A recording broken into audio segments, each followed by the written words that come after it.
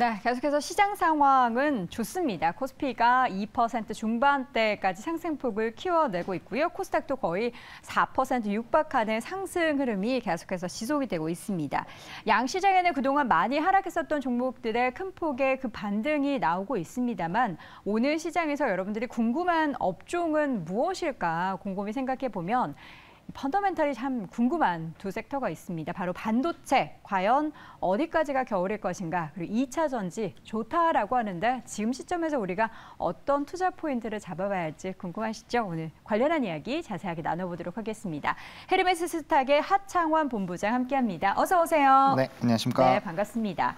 자, 오늘 보니까 외국인의 수급에서는 일단 코스피에서는 삼성전자 중심으로 매수세 들어오고 있고요. 네. 코스닥도 보니까 오늘 반도체 업종 지수만 4% 넘게 올라가고 있어요. 오늘 반도체주 좀 좋다 싶은데 뭔가 하루짜리의 반등으로 보시는지 아니면 뭔가 기대할 부분이 있나요? 사실 최근에 좀 연속성이 있는 외국인들의 매수세가 있었죠. 일단 당일 수급은 조금 더 체크를 해봐야 되겠지만 어쨌든 이 연속적인 좀 수급이 들어온 게 이 반도체 업종 내 이런 이미지로 봐야 되는지 아니면 이제 지수와의 채널링을 관련해서 봐야 되는지 좀 고민이 많이 되실 텐데 일단 저는 지수와의 채널링 쪽으로 좀 생각을 하고 있습니다. 일단 우리나라 지수가 정말 엄청나게 많이 빠졌고 환율이나 이런 것들을 좀 봤을 때는 절반 이상 빠졌다고 해도 과언이 아닌데 이렇게 떨어지게 된 계기가 킹달러고 그 부분들이 사실 이제 전 세계적인 모든 시장에 영향을 주고 있거든요. 그래서 사실 실적이나 이런 부분들은 업황 자체가 조금은 메모리 쪽은 어려워지고는 있지만 그래도 굉장히 좀 견조한 흐름인데 지금 지수의 흐름을 보면은 2010년대 초반 수준까지 빠졌거든요. 그래서 충분히 그런 부분에서의 좀 매력적인 가격대인 게 아닌가라는 부분으로 좀 매수세가 들어온 게 아닌가라고 보고 있고요. 최근에 미국장에서도 그렇고 좀 숏커버링에 대한 움직임들이 좀 있습니다. 아무래도 이제 하락에 대한 가능성이 있기는 하지만 이제 기조 자체가 약간의 좀 변화가 나올 수 있다라는 이런 시그널들이 조금 나오고는 있죠. 그래서 그런 부분들로 보게 됐을 때 이제 하락 쪽에서의 좀 상승 배팅으로 하는 그런 이제 수량들이 늘어나다 보니까 그 안에서 보면은 굉장히 좀 저점에서 잡을 수 있는 기회다라는 부분들이 조금 그런 인식들이 있다 보니까 거기에 따른 좀 매수세가 들어오는 게 아닌가라고 생각을 하고 있습니다. 네, 수급이 왜 유입이 되고 있는지 확인을 쭉 해봤는데 하나씩 좀 상세한 최근의 이슈를 보도록 하죠. 요즘에 이제 미국의 상무부의 어떠한 반도체 관련한 중국에 대한 그런 결정들이 네. 반도체 전체적인 전 세계 기업들을 좀 휘청이게 만들고 있습니다. 그래서 TSMC도 좀 주가도 하락하고 하는데 네. 우리나라 같은 경우는 삼성전자, SK하이닉스, 중국 쪽 관련한 수출 통제를 유예시켜주겠다. 네. 호재입니까? 호재긴 한데 네. 사실 이제 1년밖에 안 되잖아요. 그쵸. 그리고 결국에는 대비해야죠. 결국에는 줄이라는 얘기예요. 근데 사실 아무리 미국이지만 네. 남의 나라 기업이 이렇게 하는 것 좀 그렇긴 한데 근데 어쩔 수 없지 않습니까? 네, 사실 좀 어쩔 수 없는 부분이기는 하지만 어쨌든 저는 이게 단기적으로는 좋지만 결과적으로는 이 우리나라 어쨌든 최대 이제 수출처가 중국이지 않습니까? 근데 그 부분에서의 조금 후퇴를 할 수밖에 없는 상황 자체가 마련이 되는 거가 앞으로의 좀 부분에서는 어떻게 될지 좀 물음표가 생긴다라고 좀 생각이 듭니다. 결국에는 그런 부분에서 자유로워지기 위해서는 미국 안으로 들어가야 되는데 이미 그런 쪽에 대한 증설이라든지 이런 부분들이 자동차부터 해서 전방위적으로 이뤄지고 있지만 사실 우리나라가 중국 쪽으로 들어갔었던 이유는 이런 경쟁력도 그렇고 점유율도 그렇지만 결국엔 인건비라든지 다양한 요인들이 있거든요. 그래서 그런 부분에서 봤을 때 과연 중국과의 이런 관계에 대한 부분에서도 우리가 중장기적으로 생각을 해봐야 되기 때문에 무조건적으로 좀 호재다라고 보기는 어렵고 앞으로 기업들이 이제 중국 쪽의 비중을 어떻게 줄여 나가면서 기타 해외 쪽으로 돌리는지에 대한 그런 부분들을 확인을 하실 필요가 있지 않을까라는 관점으로 생각을 하고 있습니다. 지금 보면은 이제 중국에 들어가는 반도체 그러니까 일반적인 사양 말고 좀 고사양에 네. 있어서의 반도체 관련한 제재를 계속해서 펼치고 있는 거잖아요. 그렇죠. 보니까 저는 사실 반도체 관련해서는 너무나 잘 모르지만 시스템 반도체는 14나노까지, 메모리 반도체 28나노까지는 되는데 그 이상으로 올라가는 고사양에 대해서는 못하게 한다. 여기에 대해서 우리 기업은 어떤 대비를 해야지 이런 중국 관련한 제재에 있어서 좀 편안하게 벗어날 수 있는 겁니까? 사실 편안하게 벗어날 없어요. 길은 없다고 저는 생각을 합니다. 네. 냉정하게 생각을 네. 해보면 뭐 물론 일부 기업들 같은 경우는 좀 회피를 해볼 수가 있겠지만 어쨌든 주요 이제 매출 거의 40%가 이상으로 차지하는 시장이다 보니까 네. 뭐 그 부분에서의 사실 자유로운 거를 바라는 거는 좀 말이 안 된다라고 생각을 하고 있고요.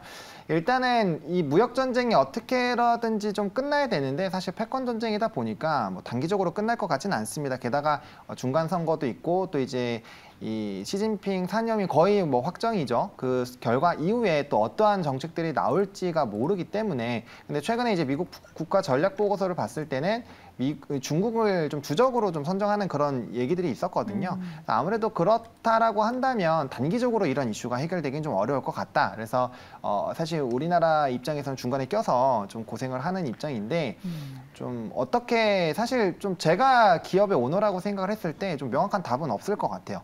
지금 어떻게 해서든지 사실 피해를 줄이는 입장으로 생각을 해야 되는데 그 부분에서의 좀 기업의 어떤 결정이 나오는지에 따라서 좀 바뀔 수밖에 없지 않을까라고밖에 말씀을 드릴 수가 없을 것 같습니다. 전체 업황의 판단을 보면은 이제 전체 시기에 대해서는 뭐 내년 하반기에는 업황이 좀 좋아질 것이다. 반도체로 보면 그렇지만 세부적으로 내용을 보면 이번에 이제 TSMC가 삼성전자를 제치고 매출 1위로 올랐었다. 근데 뚜껑을 열어보면은 TSMC 쪽에 지금 반도체 시장 상황이 유리한 거잖아요. 메모리 그쵸, 쪽이 네, 워낙에 안 좋으니까. 그쵸. 그 부분을 좀 체크를 해봐야 될 필요가 있을 것 같아요. 네, 메모리 쪽은 좀 시간이 걸리지 않을까 네. 싶어요. 일단 뭐 재고 자체가 워낙 많이 있는 상황이고 그게 이제 삼성전자가 집중하고 있는 쪽이 메모리 쪽이고요. 그쵸, 네.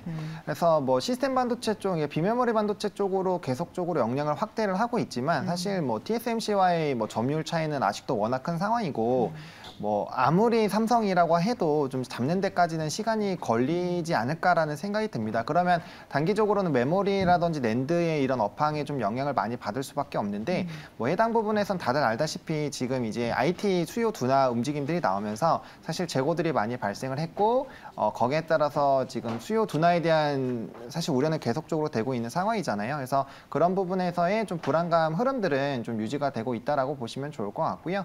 다만 그래도 이제 실적적인 추이를 봤을 때 뭐 전망 가이던스가 좀 낮아지긴 했지만 여전히 그래도 견조하게 일단 나오고 있다라는 부분에서 조금 기대를 해볼 만하지 않을까라고 있고요. 실적적인 부분에서는 다만 이제 우리가 반도체 같은 경우는 작년에서도 올해 이 정도 되면은 업황이 좋아질 거다라는 얘기가 워낙 많았거든요. 그래서 사실 내년에도 좋아질지에 대한 여부는 좀 지켜볼 필요는 있다. 다만 뭐 서버용 쪽에 대한 부분들은 계속적으로 뭐 이제 관련된 기업들의 뭐 칩셋이라든지 이런 쪽에 대한 매출도 굉장히 좀 두 자릿수 이상으로 늘어나고 있어서 그쪽 관련된 부분에서는 그래도 좀 긍정적으로 보셔도 괜찮지 않을까라고 좀 정리를 드리겠습니다. 그쪽 관련해서 괜찮게 보면은 삼성전자, SK하이닉스 중에서 뭐가 더 좋습니까? 일단은 뭐 그걸 떠나서 최근에 하이닉스가 좀 탄력적이어서 그쵸. 만약에 보신다면 하이닉스 쪽으로 일단은 탄력적으로 보시는 게 맞지 않을까라고 생각을 하고 있습니다. 반도체주 전반적인 전략을 지금 이제 가장 친한 친구가 나 네. 삼성전자, SK하이닉스 싼 거 같아서 좀 사고 싶다. 그래도 대장주 아느냐 이렇게 물어봤을 때 우리 하창원 본부장님은 뭐라고 답하시겠어요? 사실 삼성전자가 주제로 나올 때마다 말씀을 드리는데 저는 원래 이제 이 7만 원대, 8만 원대도 5만 6천 원대 부분에서는 이제 매수가 가능하다라고 말씀을 계속 드렸었고요. 지금도 뭐 정말 매력적인 가격대죠. 근데 다만 지금 매력적으로 떨어져 있는 가격의 종목들이 너무 많은 상황이고 그 안에서 지금 삼성전자를 꼭 지금 매수를 할 필요가 있는가? 물론 뭐 3년 뒤, 5년 뒤 뭐 꾸준히 모아가겠다라고 한다라면은 뭐 지금 괜찮죠, 좋죠. 근데 만약에 이제 자금 확대를 위해서 트레이딩을 한다라는 관점으로 봤을 때는 지금 당장 삼성전자를 매수하지는 말라고 할 것 같습니다. 지금 당장은 아니면 뭐 어떻게 뭐 내년 업황 돌아서는 거 봐야 합니까? 사실 이제 반도체 쪽에 포트로 넣는다, 뭐 5%에서 10%, 뭐 많게는 20%까지 담는다라고 한다면 지금부터 모아가는 것도 괜찮다고 보지만 만약에 이제 수익성 확대 부분으로 봤을 때는 굳이 삼성전자가 아니어도 지금 떨어진 거 너무 많고 지금 뭐 최근에 이슈되는 뭐 바이오라든지 이런 쪽에서도 매력적인 움직임들이 많아서 오히려 그런 쪽으로 보는 게 맞지 않을까? 아니면은 뭐 정부 쪽에 지금 이슈가 나올 수 있는 로봇 쪽이라든지 뭐 이런 쪽이 조금 더 주가의 이런 상승 여력은 크지 않을까라는 관점. 근데 뭐 자금의 규모가 워낙 크신 분들 같은 경우는 뭐 삼성전자 지금부터 이제 모아 가시는 건 좀 괜찮다라고 생각을 하고 있습니다. 네, 포트폴리오에서 일부 비중은 괜찮다라는 겁니다. 시청자분 중에 사볼님이 전세 뺄까요 하는데 그렇게 몰빵을 하면은 안 되고요. 네. 포트폴리오 일부 비중에 있어서의 지금 저가 매력에 대한 부분은 이야기해 주셨으니까 너무 극단적인 매수는 위험합니다. 자, 2차 전지 관련한 종목들은 뭐 여전히 좋다라는 얘기를 하지만 주가에 보면은 흐름이 좀 많이 달라요. 사실 최근에 에코프로 BM이 어떻게 보면은 상대적인 매력도가 좀 돋보이고 있는데 에코프로 네. BM 최근에 반등 어떻게 보셨습니까? 사실 뭐 반응은 에코프로가 좀 더 많이 나왔죠. 에코프로 자체가 차트도 덜 무너지고 네. 사실 이제 이전 박스권에서 바로 반등 흐름들이 나왔는데 에코프로 BM 같은 경우는 이전에 이제 좀 많이 기업의 본업에 좀 이슈가 있었을 때, 기업 자체 이슈가 있었을 때 빠졌던 거의 그 가격대까지 빠졌다가 지금 반등이 나오거든요. 근데 이제 대부분의 종목군들이 비슷하게 반등이 나오고 있다라고 판단하고 했을 때는 사실 상승 여력은 이전 박스권 상단이 13만 원까지는 열어놓고 사실 대응은 가능하지 않을까라고 네. 보고 있는 상황입니다. 그리고 뭐 2차 전지에 대한 얘기는 사실 뭐 워낙 얘기들이 많긴 하지만 여전히 뭐 성장성 부분에서는 그래도 좀 기대를 해볼 만하지 않을까. 물론 IRA 법안에서의 이런 자동차들의 이 유예나 이런 변동성이 어떻게 될지에 대한 부분에서 좀 영향을 받긴 받겠지만 여전히 어쨌든 환경적인 부분에서 기존의 이런 내연기관 차량과 비교를 했을 때는 뭐 좋을 수밖에 없어서 그런 관점에서 봤을 때는 앞으로 확장은 계속되지 않을까라고 생각을 하고 있습니다. 네, 에코프로 BM뿐만 아니라 뭐 2차 전지 관련된 종목들 볼 게 참 많습니다. 이 가운데 있어서 사이클에 대한 의구심, 질문 네. 많이들 하실 거예요. 지금 네. 어떤 상태입니까? 어느 정도 구간에 와 있는 거예요? 사실은 조금 저는 아직 초입이라고 생각을 합니다. 초입이다. 여전히 왜냐하면 뭐 사실 이제 폐배터리의 사이클이 올 정도로 우리나라에서 만든 지는 오래됐지만 사실 그 양 자체는 많지 않았거든요. 네. 그래서 본격적으로 확대가 되고 있는 기조고 주요 완성차 업체들이 이제 완성차로의 전환을 선언한 시기가 30년이거든요. 대부분의 업체들이. 그래서 그때까지는 아직까지는 좀 초입이라고 볼 수 있을 것 같고 그렇게 완전한 전환이 됐다라는 거는 그때부터는 이미 성숙기에 들었다라고 보시는 게 맞지 않을까. 그래서 초입에서 성숙기로 넘어가는 기간으로 저는 생각을 하고 있습니다. 네, 자 마지막으로는 2차 전지 관련된 종목 가운데 탑픽을 골라볼 텐데 시가총액 상위 종목들에서도 움직이는 종목들이 참 많은데요. 좀 네. 굵직한 종목 고르시겠습니까? 아니면 좀 작은 종목 골라보시겠습니까? 작지는 않고 네. 그렇다고 엄청 크다라고 보기도 어려운 그 좀 사이에 있는 매력적인 종목으로 네. 어떤 종목 보시죠? 엔캠 좀 보고 있습니다. 아, 엔캠. 네, 전액 쪽을 조금 봐야 된다고 보는 게 사실 이제 소재단에서 양극재 쪽에 너무 많이 좀 포커스가 많이 되어 있었거든요. 네. 그래서 저는 충분히 음극재, 뭐 전액 그리고 뭐 이제 분리막 이런 쪽에 대한 관심도들이 충분히 커질 수 있지 않을까라고 보고 있고요.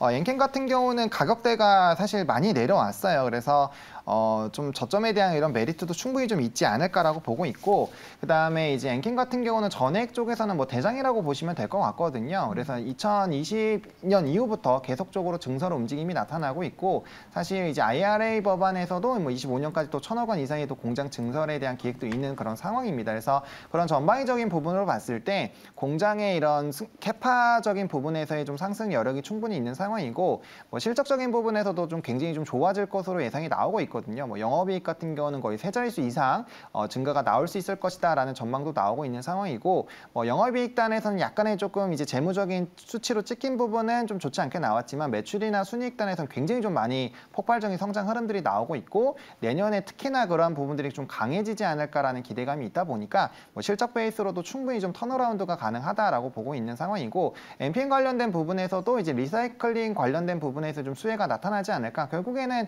이런 리사이클링 쪽에 대한 부분에서의 좀 사업 부분에서도 계속적인 좀 확장이 되고 있다라는 부분에서의 좀 긍정적인 평가를 좀 해볼 수 있지 않을까라고 보고 있는 상황입니다. 뭐 증권가에서는 뭐 9월 달에는 약간 리포트 목표가 하향도 있었지만 이거는 뭐 전방위적인 지수에 대한 영향들도 좀 배제할 수 없다라는 부분으로 좀 보시면 좋을 것 같고 가격은 지금 이제 박스권을 좀 만들고 있는 상황이어서 이 박스권 하단 부분인 63,000원까지 좀 분할로 모아가시는 전략으로 대응을 해보시면 좋을 것 같고요. 1차 목표가는 83,000원입니다. 이전 고점은 충분히 돌파 가능할 것으로 보여주고 있고요. 다만 이게 슈퍼 매물대가 있다 보니까 해당 가격 라인 정도 올라오면은 약간의 좀 기간 조정을 거칠 가능성을 좀 배제할 수 없다. 다만 이전에 이 상승 첫 번째 양봉을 만든 이 거래량보다 월등히 높은 폭발적인 거래량 돌파를 해서 올라가면은 굉장히 좀 강력하게 올라올 수 있으니까 그때 좀 수익을 좀 해보시면 좋을 것 같고 손절 라인 같은 경우는 58,500원으로 좀 제시드리도록 하겠습니다. 이전에 거래량 동반한 상승 초입 부분이 깨지지 않으면 충분히 끌고 가보셔도 괜찮은 종목이다라고 정리를 드리겠습니다. 네, 2차 전지주 가운데 탑픽 종목 엔캠 가격 전략까지 짜봤습니다. 오늘 이 시간 헤르메스 스탁의 하창원 본부장 함께했습니다. 고맙습니다. 네, 감사합니다.